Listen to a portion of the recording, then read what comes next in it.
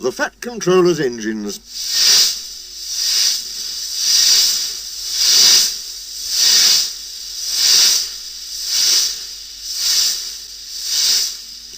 One evening, Thomas brought his last train to the junction.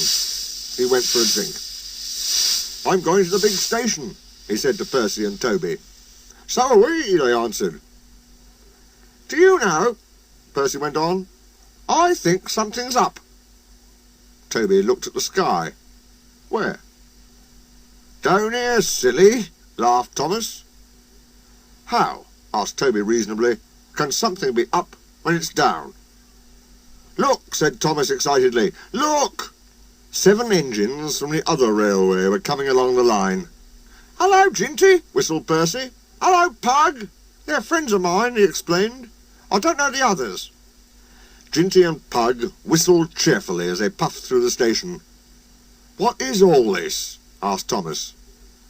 "The Fat Controller's got a plan," answered his driver, "and he's going to tell it to us. Come on." So they followed to the big station at the end of the line, where all the engines had gone. The Fat Controller was waiting for them there. "The people of England," he said, "read about us in the books, but they do not think that we are real." "Shame!" squeaked Percy. The Fat Controller glared.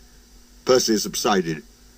"So," he continued, "I am taking my engines to England to show them. Hurrah, hurrah, hurrah, hurrah, hurrah!" The engines whistled. The Fat Controller held his ears. "Silence!" he bellowed. "We start the day after tomorrow at 8 a.m. Meanwhile, as these engines have kindly come from the other railway to take your place, you will show them your work tomorrow." Next day, as Annie and Clarabel were going to England too, Thomas and Ginty practised with some other coaches.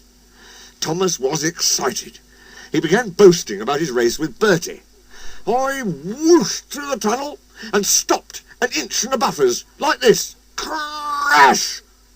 The buffers broke. No one was hurt, but Thomas's front was badly bent. They telephoned the Fat Controller.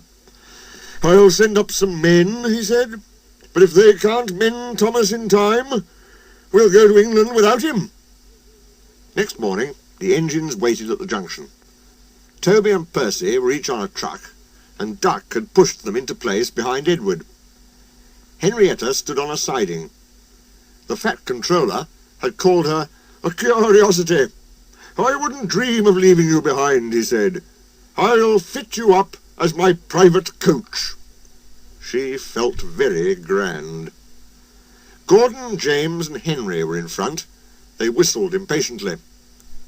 The Fat Controller paced the platform. He looked at his watch. "1 minute more," he said, turning to the guard. "Beep, beep, beep," whistled Thomas, and panted into the station. Annie and Clarabel twittered anxiously. "We hope we're not late. It isn't quite 8. "Thomas," said the Fat Controller sternly, "I am most displeased with you. You nearly upset my arrangements." Thomas, abashed, arranged himself and the coaches behind Duck, without saying a word. The Fat Controller climbed into Henrietta. The guard blew his whistle and waved his flag. The engines whistled, "Look out, England, here we come!" and the cavalcade puffed off. The engines stood side by side in a big airy shed. Hundreds of people came to see them, and climbed in and out of their cabs every day. They liked it at first, but presently felt very bored, and were glad when it was time to go. The people along their line put the flags out and cheered them home. "We are glad to see you," they said. "Those others did their best, but they don't know our ways. Nothing anywhere can compare with our Fat Controller's engines."